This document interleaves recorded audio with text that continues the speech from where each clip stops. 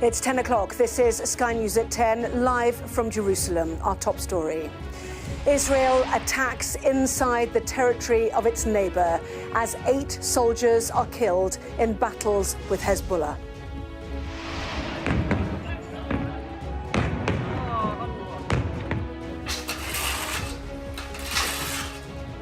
The damage done by another enemy in Iran's missile barrage, as the head of Israel's military says, we will respond.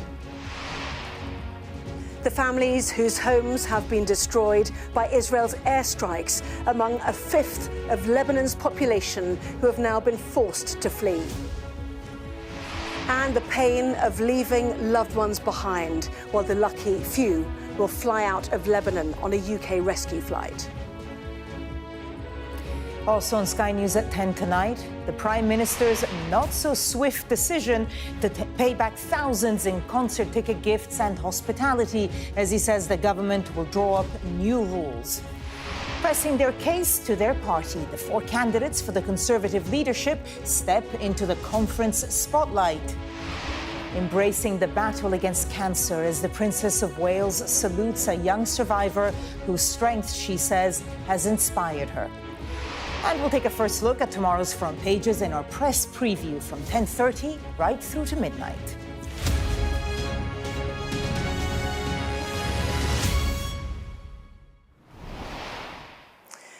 Hello and good evening from Jerusalem. It is barely 24 hours since Israelis were sheltering from a barrage of missiles launched by Iran. And the country's military chief said today the enemies would soon understand it could strike anywhere in the Middle East. Israel is currently fighting much closer to home, just over 100 miles to the north of here, inside Lebanon, against the militants of Hezbollah. 8 Israeli soldiers have already been killed.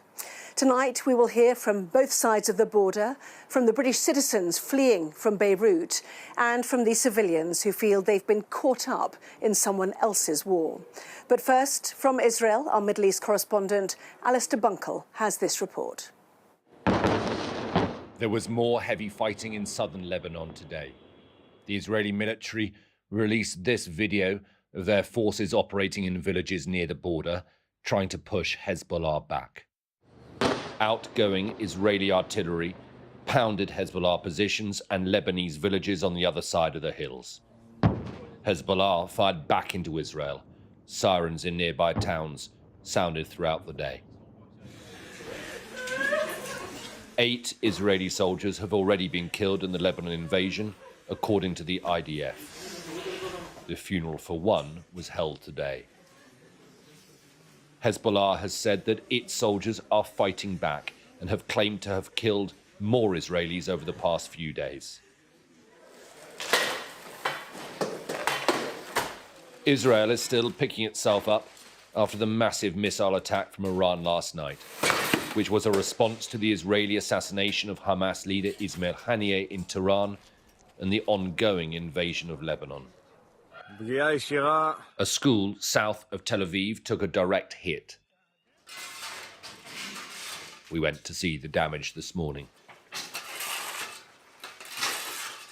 The large crater had already been filled in, but windows were shattered and the blast blew open some of the classroom walls. We went to the house and then we had like big boom and it was the fall. So we feel like very, very lucky that I wasn't here with my daughter. You can hit us, you can threat us, you can shoot at us, but we will not be afraid. We will grow better. We will use every opportunity to learn from that and to make ourselves, our nation and the world a better place. Some of the residents we spoke to put their survival down to God. Nobody was injured in this strike. This is up on the first floor, and you can see a massive hole, which presumably either the missile came through or that is part of the blast damage done to it. And you can also see how the school sits on a campus of its own, surrounded by apartment blocks. So it is amazing, really, that it hit the school when nobody was here, and it didn't hit any of the apartment blocks where people were sheltering. And that is why, one of the reasons why there were no casualties at this scene. An Israeli Air Force base, only a few kilometers away, was hit. The Israeli military hasn't revealed how many of its bases were struck and what damage was done, but some of the Iranian missiles did hit their target. We will respond. We know how to locate important targets. We know how to strike with precision and power. I visited Tel Nof Air Base before the holiday began. The base is fully operational. It has not ceased to operate for a moment and continues to carry out strikes wherever required. In the Iranian parliament today, politicians chanted "Death to America." The Iranian regime has said that its attack has ended for now and warned Israel not to retaliate. In our region, the root cause of problems that's causing all these wars and hostilities and anxiety is the presence of those that claim they are after peace and calm in the region, namely America and some European countries. Israel has said that it will attack Iran back. It hasn't said how or when, but it seems only to be a matter of time. The Israeli Prime Minister is determined to change the balance of power in the Middle East. But Israel's enemies are also fighting for their own survival.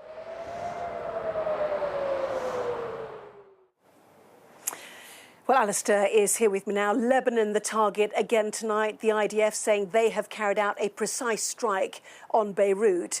But the big question here is how will Israel respond to Iran? When the IDF uses that language, that is because they think they have targeted either a senior member of Hezbollah or a significant part of Hezbollah's infrastructure in Beirut. So there's normally a delay before they announce whether or not they've been successful or not. And for the most part, they have been successful in targeting Hezbollah commanders in Beirut, but it often comes with large civilian casualties as well. That is one war that is going on. Let's not forget there is another war. They're all linked, but there's another war going on still in Gaza. And then last night, Iran's attack on Israel has prompted the region into probably a new front as well. Israel, as you saw in my report, says that it will respond. All the language coming from the Israeli military and the Israeli government is about a response coming. We don't know when or where. We can have some sort of educated guess as to what the targets might be. But unless, and I'm guessing the United States are in Israel's ear saying, make sure it's calibrated, make sure that it is proportionate to what they did to you. Unless it is, there is a high risk that then we get into a spiral where Iran will in turn respond to Israel. And then we get into even more dangerous territory because it's not just Israel taking on Hamas, Israel taking on Hezbollah, but Israel taking on Iran too. Alistair, thank you. Well, we saw the Israeli ground operation just inside Lebanon there in Alistair's report, but its operation from the air is still driving people from their homes due to fear or injury or death. The fighting along the Lebanese border has focused, according to Hezbollah, in two border towns, Marun al-Ras and Adaisseh. Our special correspondent Alex Crawford saw the wider consequences of the war in the city of Tyre, a warning that her report includes pictures of injuries and the sound of one woman in distress while she's being treated. Fresh from the front line, at just 9 years old, Mariam has seen war and terror up close. And she's in a lot of pain. The doctor tells us so many of the casualties are young children. She has fracture in this leg, 2 fractures.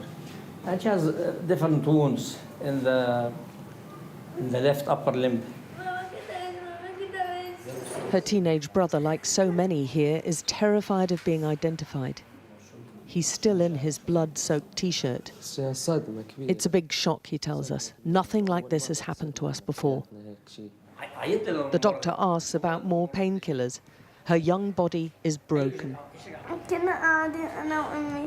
I was sitting with my family and a rocket just hit the house, she tells us. Everything fell on me. And now the hospital's no longer safe, with 3 hits around it in the past few days. But it landed just here then? Landed, rockets were here. Glass were broken, and some people get injured by this glass. Half the staff have left. The remainder have been living in the hospital for the past 10 days and feel under attack. You know, it's hard to work in fear. I'm afraid about myself, about my safety, first place, and about my family's safety in second place. Because, you know, there's no place safe in Lebanon now. Dr. Abdul Nasser's been through 3 wars in Lebanon. This is the 4th and by far the worst. They've had 1,500 war wounded here in the past fortnight and taken some desperate measures. It's a leg amputation in the emergency room without anesthesia. She was with massive bleeding, and we have to do the amputation. And he's desperate to keep the hospital open. Soldier can't leave the battle. Doctors, nurses must stay in their hospitals. I don't ask anyone to leave. I never before left Tyre in all the wars. And you're not scared? Yes. There are plenty still who rely on the hospital. Mohammed lived with 32 of his family here in 5 different flats until the Israeli jets came. Rocket, he's coming, rocket. He's going 1, 2, a bit after he's going. All of the family's 5 flats were destroyed. There's just rubble left, children's toys amongst them. The babies' pictures are still on the wall. Their parents' wedding is pride of place. But Anwar, their mother, was showered in shrapnel and died instantly. Mohammed tells us he thinks the target was the house behind theirs. His neighbour was a Hezbollah supporter, but he and his entire family of 8 were killed. It's kind of like collective punishment. They claim they target specific people, but they're killing everyone. The impact hit all the surrounding homes, about 15 of them, all now abandoned. The strikes around the hospital are getting closer and more frequent, and the doctors fear the worst. We don't feel safe. The patient don't feel safe. They are saying that there's rockets and bombs of Hezbollah near the hospitals, but this is we deny all these things. The wounded don't stay long in these frontline hospitals. They moved away as soon as possible to relative safety elsewhere. But safety's becoming a rare commodity in Lebanon. They don't have hearts or morals or any humanity. If they were hitting military targets, we'd just keep quiet. But they hit our house, and we don't even have one small gun between us. Huge areas of the south have been told to evacuate by the Israelis for safety, but not this one. With airstrikes and now a ground invasion, surviving anywhere here seems more and more difficult. Alex Crawford, Sky News in southern Lebanon. Well, it is just a mile or so from Beirut's airport to the suburb known as the centre of power for the militia Hezbollah. But there were 2 very different emotions on display today. At the airport, relief as British passport holders were able to leave on a government-chartered flight. But in Dahir, anger and revenge over Israel's killing of the Hezbollah leader Hassan Nasrallah. Our international correspondent John Sparks reports now from Beirut. In a war of many war zones, of many separate fronts, the district of Dahir feels extreme. We were brought here by Hezbollah, dressed in black, moving our convoy into South Beirut. It's one of the most densely populated parts of the city, and it has been pounded by the Israelis over the past 10 days. We were confronted with something like a vision of hell. Acrid smoke rising from the ruins of several apartment blocks. Their foundations exposed by Israeli munitions, mountains of rubble piercing the sky. The damage here is massive. I mean, Several residential buildings have been destroyed. There is a smoking void down there that must be 15, 20 meters deep. I mean, it's apocalyptic in every sense. Hezbollah brought us here for a reason. This spot an ordinary neighborhood, not a weapons store, it said.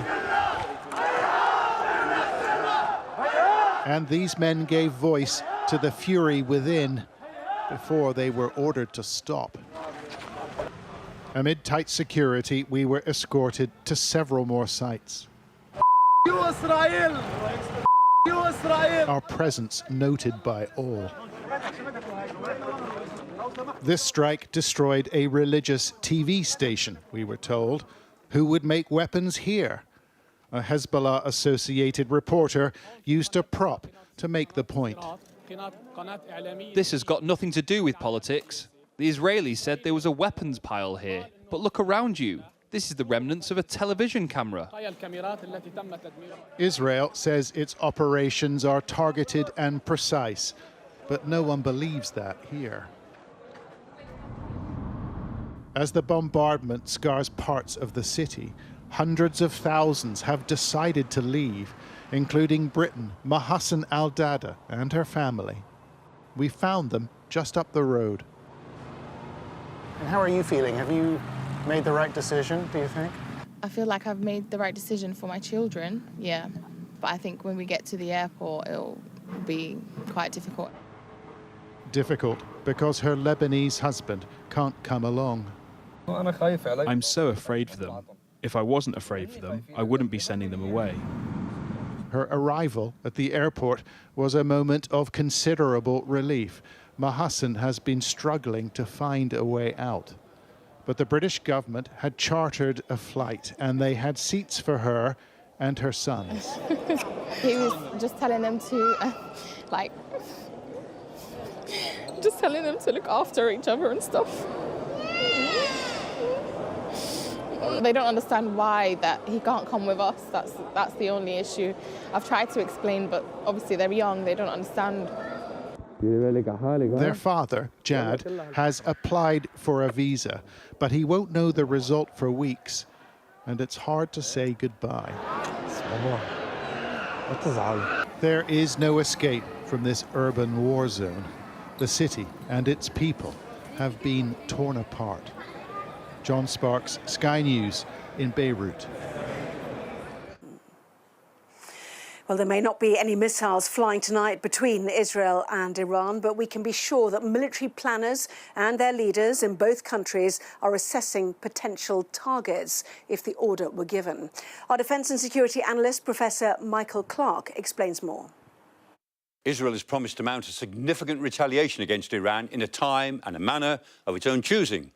And it's thought that that retaliation could come in just a matter of days. Iran fired more than 180 ballistic missiles at Israel, and Iran's Revolutionary Guard Corps, or the IRGC, has said the targets were military and intelligence sites rather than civilian and infrastructure sites. Well, Sky's data and forensics has verified multiple locations in Israel that were hit, among them 2 Israeli air bases, Nevatim and at Tel Nof. Now, these were the images at Nevatim. Visually dramatic, of course, but so far there's no evidence of any actual damage at the airbase itself. And we've also seen verification of 2 points of impact close to the area in Tel Aviv, thought to be the headquarters of Mossad, which is Israel's national intelligence agency. That's a major propaganda victory for Iran, but in actuality, the damage inflicted is extremely limited. So how will Israel respond? Well, Israel could target Iran's air bases, for example, the ones from which it launched the barrage of missiles on Tuesday. When Iran last launched drones and missiles into Israel back in April, the Israeli Air Force retaliated by targeting an air defense radar site at an airbase in Isfahan. A more upscale response might be that the Israelis would hit an IRGC command centre. Now, there's IRGC command centres all over the country, located largely in fairly densely populated areas. Israeli officials have briefed the US media, saying that the country could target oil production facilities inside Iran, such as oil fields and in the country's south, or even oil and gas rigs in the Persian Gulf. Well, such a move would cause major uncertainty in global oil markets, and on Tuesday, IRGC-affiliated groups across the region warned that they could be moved to attack refineries and oil fields throughout the Middle East if Iran's refineries were targeted in this way. More unlikely, but certainly not impossible, is an attack on the leadership in Tehran itself. Israel has shown that it has the capacity to strike anyone, anywhere, in the assassination of the Hamas leader, Ismail Haniyeh, in Tehran. And Iran's supreme leader, Ayatollah Khamenei, was reportedly taken to a secure location after the assassination of the leader of Hezbollah. He's remained there after Tehran strikes. Most dramatically, of course, Israel could target one of Iran's many nuclear facilities. Benjamin Netanyahu has long seen Iran's nuclear program and the possibility of its weaponization as an existential threat to Israel, and he could take this moment to strike. So Israel might choose to calibrate its response and show that it's done so and go no further up this escalatory spiral. But it doesn't seem to be in a mood to do that. And until we know, the Middle East remains on the brink of a much bigger crisis. It's up to Tel Aviv now.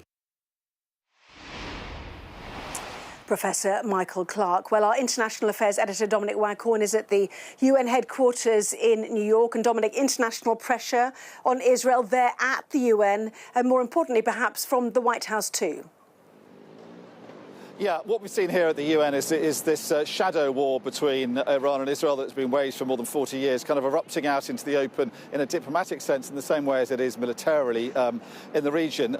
Iran doesn't regard Israel as having a right to exist, wants it destroyed. That's one of its founding principles. And Israel would like to see the regime in Tehran change because it says it's not good for Iranian people and it's very bad for the region. But they have fought this shadow war through assassinations, murky organisations, different plots, but with rules all the way through those almost 50 years. But those rules have changed, and both sides think the other side are breaking the rules, and that's why we're now into this very dangerous cycle of escalation. The question really is now, what does Israel do, as Professor Michael Clarke is saying there? And I think one possibility that is being mooted both here but also in Israel is that Israel now chooses this as the moment when Iran is weak, Hezbollah is weak, to go after its alleged nuclear weapons facilities, something that Israel's Prime Minister Benjamin Netanyahu has advocated in the past, but has been told that would be a plan too far by his military planners. Is he now considering that? And if he is, will he get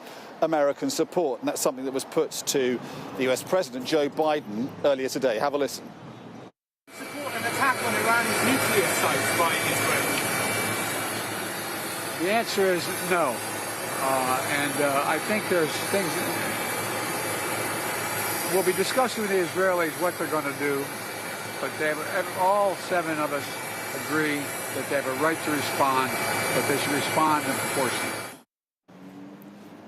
And the fact is that Iran's nuclear facilities could not be destroyed without American support, it's thought, because only America has the kind of bunker-busting bombs with the capability to have a chance of taking out its facilities, which are buried deep beneath the ground in Iran. But Israel is clearly going to take what its ambassador here said would be decisive and painful action. That could be, as Professor Michael Clarke was saying, going after its economic infrastructure, and if so, the Iranians have made it pretty clear they're going to retaliate. Now, that may not be a missile strike. The Iranians have been very good in the past at mutating their threat, so when expected to attack in a military sense, maybe carrying out terrorist attacks elsewhere, they could keep their enemy guessing, or they could decide to go hell for leather to produce the bomb, something that they have been suspected of been trying to do for years, but had never gone to the final mile towards actually doing so. All of the above, of course, could plunge the Middle East into a much more dangerous situation, even more perilous than it is in now. Dominic, updating us there from the UN. Thank you. We will have more from here a little later as we look out for that dangerous cycle of escalation, as Dominic put it. But for now, the rest of the day's news, let's head back to Barbara at Sky News Centre. Anna, thank you. So Keir Starmer said tonight the government will draw up some principles when it comes to the accepting of hospitality and gifts. He's made his own expensive gesture, though, paying back £6,000 for freebies, including tickets he and his wife were given to see Taylor Swift. Well, our political correspondent, Serena Barker-Singh, is in Downing Street tonight for us. Serena, not such a swift decision made by the Prime Minister there, but an essential one nonetheless. An essential one in a way, but confusing nonetheless. He said he's giving back £6,000 and he's changing the rules to make it clearer for ministers in the future on what donations they need to be more transparent about. I'll run through the £6,000 where that's coming from. It includes Taylor Swift tickets, which cost £2,800, 4 tickets worth nearly £2,000 to the Doncaster races, 2 tickets from the Football Association, around £598, and then over £800 on this clothing rental agreement for Keir Starmer's wife. Now, we know that Keir Starmer has accepted over £100,000 in gifts and donations as an MP. So paying back partially some of the gifts is opening himself up to critics who say this is a bit of an admission that perhaps those gifts were misjudged. Now, Keir Starmer was asked that specific question today in Brussels. This is what he said. On the repayment, I can't say any more than I did. We're going to drop some principles until they're in, which will guide everybody. Until they're in place, I thought it was right to repay these particular payments. That's the long and the short of it. So that was him trying to draw a line under it. You know, these stories of donations have been fairly damaging, but these stories are also a bit like whack-a-mole. Another one has popped up today. Lord Ali, who is the donor at the centre of these donations because he's the biggest personal donor to the Starmers, he is now being investigated by the parliamentary authorities on alleged non-registration of interest. Now, this could be something as simple as an administrative issue. Labour certainly think so. They think it's a clerical error, and they are pretty confident, quietly behind the scenes, that this investigation will conclude pretty quickly. But it is awkward timing and just a reminder of how potent this issue can be. Now, the government do say they're writing new principles for ministers on making the rules a bit more clearer in the future. But I think if they do want this to go away fully, that really needs to come as quickly as possible. Serena Barker-Singh. Serena, thank you. One of the underdogs in the battle to become the next Conservative leader seemed to most grab his party's conference audience today. James Cleverly is now the second favourite with the bookmakers to win, behind former Immigration Minister Robert Jenrick. The two of them, along with Kemi Badenoch and Tom Tugendhat, made their cases to the party faithful. Our political editor Beth Rigby was watching, a warning her piece does contain some flash photography. Here come the final four in this beauty pageant for Conservative Party members. Back-to-back speeches on the big stage and the chance to make a big impression. First up, Tom Tugendhat. My opponents claim that they've got more management experience around the cabinet table. Sure, that's true. But I'm not here to manage. I'm here to lead. A tough ask at this stage. Bookies have this MP as the next to drop out. Hi, Tom. You feeling good? Yeah, I am. Do you think you did enough to stay in there because you're the? I think the message is very clear, isn't it, Beth? There's a very clear message here. If we want to get the change that this country needs, we need a new Conservative revolution. You're in last position, Tom. I'm not. You are. I'm in third equal. James Cleverly up next. His pitch, experience. Now is not the time for an apprentice. I'm not doing this because I want to be something. I'm doing this because I want to do something. Are you feeling like you have momentum? Has it gone better than you expected? We had a plan. Everything I do, I plan, and the plan was straightforward. Get to conference because this is my family. I think you've got the Riz. You tell me. You tell me. You tell me. Ahead with MPs, Robert Jenrick here with his familiar pitch on immigration. We must take a stand to secure our borders. We must secure our borders. There is no future for this party unless we take a stand to answer this problem. More than an hour in, the final speaker, Kemi Badenoch, hoping to ignite this room. Some people say I like a fight. I can't imagine where they got that idea. But it's not true. I do not like to fight, but I'm not afraid to fight. Our leadership candidate Well, that's it. The candidates have made their pitch to conference, and James Cleverly, perhaps the best pleased. He landed well in this hall. Not bad going for the person who came in as an underdog. But my main takeaway after 4 days of conference and 4 pitches is that this is a race still wide open.